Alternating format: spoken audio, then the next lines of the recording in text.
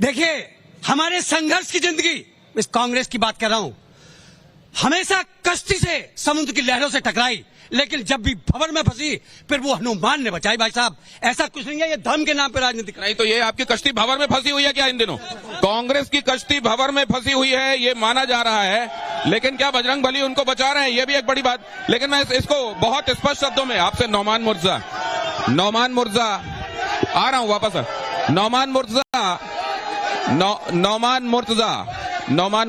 जी बहुत clear cut अगर आप ये बात कहेंगे कि एक्चुअली ये सही किया गया या गलत किया गया, तो सीधा संदेश जाएगा। आप युवा हैं, अगर आपकी तरफ से ये कहा जाएगा कि ये जो किया गया मंच से सही किया या गलत किया गया, तो क्लियर कट मैसेज जाएगा। अगर उसको आप छुपाएंगे, मैं कोई छुपाने वाली बात नहीं करना चाहता। भारतीय जनता पार्टी इस बात का जवाब क्यों नहीं देती? अगर वो जवाब हमसे चाहती है तो हम भी जवाब देना चाहते हैं जनता की तरफ से कि जब देश के अंदर सरकार बनाने की बात होती है तो देश के प्रधानमंत्री, देश के गृह मंत्री 15-15 लाख रुपए देने की बात करते हैं, और चुनाव होने के बाद उसे जुमला बताने की बात करते हैं, तो जवाब सच और झूठ का तो भारतीय जनता पार्टी को भी देना पड़ेगा। से कही हुई बात का जवाब नहीं, लेकिन 15 लाख का जवाब उल्टे मांगा जा रहा है। पहली बात तो ये है कि जो संगीता राहुल जी बोल रही थी, सपा के शासन में टीपी नगर थाने में इनके लड़के ने दरोगा जी की टांग तोड़ी। ऐसा किया था मैडम? मैं आपके पास आऊंगा, आपके पास इन पर मुकदमा है। अच्छा, आ रहा हूं। तो अभी जो पहली बार बोल चुके हैं वो प्लीज दूसरों को मौका दीजिए, कुछ आगे आने दीजिए लोगों को प्लीज। मुकदमा है इन पर मुकदमा है। वो कह रहे हैं हमें नहीं चाहिए 15 लाख, हमें चाहिए मोदी सरकार। लेकिन क्या ये जो सवाल उठाया जा रहा है वो जायज है? दिनेश जी, 15 लाख कैसे मिलेंगे? हाँ, 15 लाख कैसे मिलेंगे मैं बताता हूँ। अरे भैया शांत हो जाओ, एक सेकंड। इसका जवाब मैं दूंगा। हाँ। इन्होंने कहा 15 लाख नहीं चाहिए। हाँ। मैं कहता हूँ इन्हें क्यों चाहिए होंगे भैया?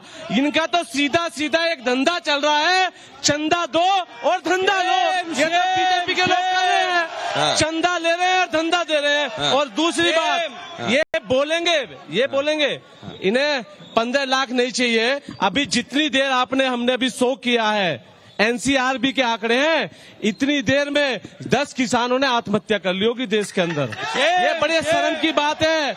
और दूसरी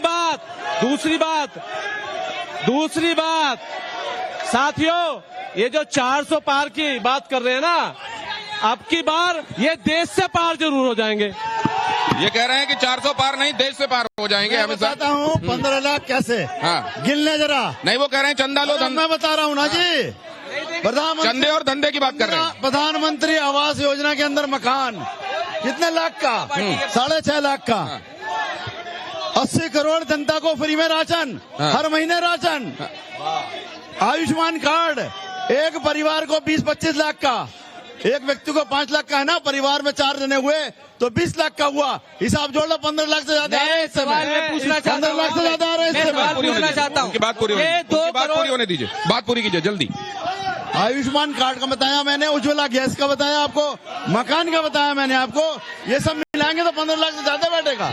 देखिए नीचे नारे भी लग रहे हैं, मैं आपके पास आऊंगा, आप लोगों की बातें सुनूंगा। थोड़ी देर शांति रखिए प्लीज। देश के अंदर जब देश के प्रधानमंत्री का चुनाव होता है तो भारतीय जनता पार्टी 2 करोड़ नौजवानों को देश में रोजगार देने की बात करती है।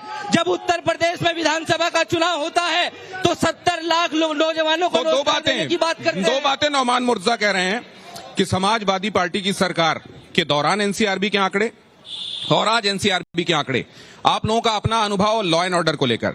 दूसरे उन्होंने ये भी कहा कि 2 करोड़ रोजगार की बात की जाती है। समाजवादी पार्टी के दौरान रोजगारों को लेकर आपका अपना अनुभव क्या रहा है? बहुत जल्दी से आपके पास आता हूं। लॉ एंड ऑर्डर और रोजगार आज और पहले। लॉ एंड ऑर्डर की स्थिति इतनी ज्यादा सुधरी है कि पहले थानों तक में जाते हुए डर लगता था। थाने में जाओ तो लगता था कहीं पुलिस हमारे ऊपर ही कार्रवाई न कर ले। और आज की तारीख में पुलिस जो है आपके साथी के रूप में काम करती है। और जहां तक बात है रोजगार की, तो मुद्रा योजना जैसी रोजगार जिसमें बीजेपी 10 लाख रुपए का जो है कोलेटरल फ्री लोन देती है, उसको 20 लाख करने की बात कर रही है। सर उसे कोविड के टाइम नौकरी नहीं दी जाएगी, लोन दिया जाएगा। मेरा सवाल जो है वो श्री अमित अग्रवाल जी से है। कोरोना के टाइम पर आयुष्मान योजना का किसी भी मरीज को कोई लाभ नहीं मिला है। 40% जो पेशेंट मरे हैं वो एक मिनट 40% जो लोग मरे हैं ना, वो आयुष्मान पे भरोसा करने वाले मरे हैं। सर मेरी बात सुनो, ये बताओ ना, कर्जा कितने ही ले लो, 2 लाख ले लो, 5 लाख ले लो, 20 लाख ले लो, नौकरी किसी को नहीं देंगे।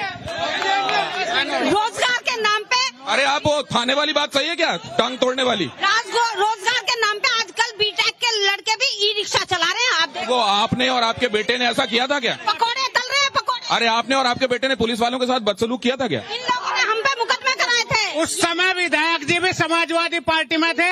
और आप अगर लॉ एंड ऑर्डर की बात करते हैं तो मैं आपको बता देता हूँ, जेपी नड्डा जी की गाड़ी चोरी हो गई थी जो बनारस से मिली थी। जवाब दे बीजेपी। आपको इलेक्ट्रल बॉन्ड में कितने पैसे देने पड़े जी? कितने का इलेक्ट्रल बॉन्ड खरीदा चंद भारत? सर इसे पूछिए, आयुष्मान कार्ड सब इन्होंने कहा है, किसको आयुष्मान कार्ड मिल रहा है? देखिए, लॉ ऑर्डर की जहाँ तक बात है, आज की तारीख में मेरठ के अंदर सबसे ज्यादा जो चोरी चकारी जिसके लिए नाम मशहूर था, गाड़ी चोरी, बाइक चोरी, वो सारी की सारी बंद हो गई है। वो सारा बंद हो गया है। क्या इस बात से तकलीफ हो गई है लोगों को? अगर रोजगार की बात करूं तो अग्निवीर योजना रोजगारी का ही। लॉ एंड ऑर्डर कैसा है अभी? लॉ एंड ऑर्डर बहुत बढ़िया है। अभी बताया ना कि चोरी चकारी नहीं हो रही यहाँ पे। दूर दूर से गाड़ियाँ यहाँ पे करने आती थी, सब आया करती। आप अभी जिस बाजार में खड़े, एक गाड़ी के ऊपर पूरा बाजार रहता है। अभी जो बाजार है, ये इतना बड़ा बाजार, ये साहब कह रहे हैं कि एक गार्ड के ऊपर पूरा बाजार चल रहा है, एक गार्ड के ऊपर। पहले ये स्थिति नहीं थी। शासन की बहु प्रशासन, जो शासन चाहता है प्रशासन वो करता है। शासन की बहु प्रशासन, आप इस तरीके से देखते हैं? यही नजरिया है, रिस्पॉन्सिबल है क्या इसके लिए? ये सास बहू वाला नजरिया। हम पब्लिक के प्रवक्ता नहीं, पार्टी के प्रवक्ता। भैया मेरा जो सवाल है वो अमित अग्रवाल जी से है। ये एक बार पल्लवपुरम जाकर दिखा दे बस, बीजेपी के सारे लोग जितने भी हैं। देखिए, जो 2013 को जब मैं देखता हूँ, लॉ एंड ऑर्डर की बात की ना आपने, 2013 मुजफ्फरनगर दंगा किसका था? पूरी सरकार को आजम खां जैसा व्यक्ति चलाता था। इसी सरकार ने, इसी भाजपा सरकार ने। देना चाहता हूँ इस चीज का। मेरा सवाल है कि एक्सप्रेसवे 2014 से पहले क्यों नहीं बना? मेरा कहना ये है, जो महिलाओं के साथ, बच्चियों के साथ जो उठाई जाती थी हमारे समाज की बच्चियां, उस समय सड़कों पर चलना भी दुश्वार हो गया था। आज बता दीजिए कौन सी बच्ची के साथ क्या हो रहा है? तो सर, आज गांव के अंदर इतनी अच्छी स्थिति है कि कभी भी किसी भी टाइम कोई भी धी बेटी आ सकती है। ये योगी जी की वो है, अगर कोई गंदा है वो डरता है साला। वो एनसीआरबी के आंकड़े अभी मुझसे जो गंदा है वो डरता है। जो ये बात कर रहे हैं कि सपा की सरकार में, ये मतलब सपा की सरकार में पुलिस पे आपत्तिजनक टिप्पणी, लॉ एंड ऑर्डर इतना खराब था सपा की सरकार में, चाहे मुलायम सिंह जी की सरकार हो, राम मंदिर पे, राम भक्तों पे गोलियां चलवाई हैं। लॉ एंड ऑर्डर इतना खराब था कि महिलाएं दिन में सुरक्षित नहीं थी। ये परसेप्शन है, वो रियलिटी के कितना करीब है आप जानिए। परसेप्शन, जाइए एक सेकंड। नहीं, अब ये नौमान मुर्तजा इसका जवाब देंगे। नौमान मुर्तजा सामने देखकर जवाब दीजिए। पहले भारतीय जनता पार्टी के कार्यकर्ताओं की आवाज तो कम करा लीजिए, मुझे जनता की आवाज नहीं आ पा रही। भारतीय जनता पार्टी के लोग नारेबाजी कम करेंगे जब तो जनता के सवाल हम लोग सुन पाएंगे। क्या सवाल है? सबसे ज्यादा नारे तो इधर से सुनाई दे रहे हैं। भारतीय जनता पार्टी के आप लोग अपनी हैं। बात कीजिए। लॉ एंड ऑर्डर के बारे में नीचे आपने सुन लिया, लोगों का परसेप्शन क्या है? जवाब देने के लिए तैयार हूँ। 2013 की बात इन लोगों ने करी। या तो आप सुनने की बात करिए, सुनवाने की बात करिए ना, सुनना नहीं चाहते लोग। सुनिए, वरना आवाज नहीं आएगी इधर से। अपने सवालों से भागना चाहते हैं। अरे आप 2013 की बात उन्होंने करी, मैं जवाब देना चाहता हूँ। जब सारे वो लोग जो दंगाई हैं, जब सरकार में बैठ जाएंगे तो सरकार में दंगा नहीं हो सकता। और दंगा कराने वाले लोग भी यही लोग। दंगाई सरकार में आ गए, इसलिए दंगा नहीं हो रहा है। नहीं, ये लॉ एंड ऑर्डर की बात देखिए, सुन लो भैया, अभी लॉ एंड ऑर्डर की बात हो रही है तो मैं अभी आपको ताजे आंकड़े दे देता हूं। एनसीआरबी का अभी जो डाटा है वो कहता है यूपी अपहरण के मामले में पहले नंबर पर है। ये एनसीआरबी के डाटे हैं। हमारी बहन जी ने कहा आउट ऑफ रिकॉर्ड बात क्यों नहीं कर रही है। बना? मैं जवाब देता हूँ, out of record. Low, NCR मैं जवाब देता हूँ बहन जी, एक्सप्रेसवे क्यों नहीं बना? 2014 जिस एक्सप्रेसवे की आप बात करते हो दिल्ली से मेरठ, वो एक्सप्रेसवे की 80% जमीनों का अधिग्रहण मनमोहन सरकार में कांग्रेस पार्टी ने कराया। कोई योजना नहीं थी, मैं कांग्रेस सरकार में कोई योजना नहीं थी।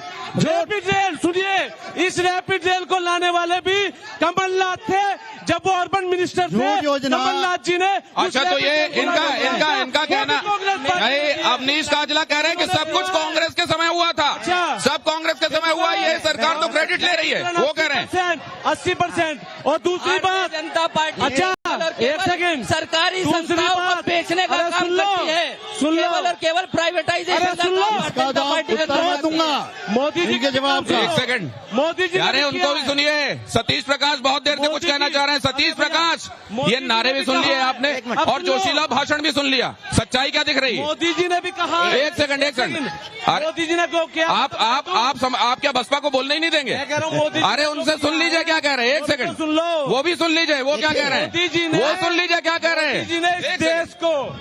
मोदी जी ने इस देश को सबसे ज्यादा 45 साल की बेरोजगारी स्तर पर ले जाने का काम किया था मोदी जी ने।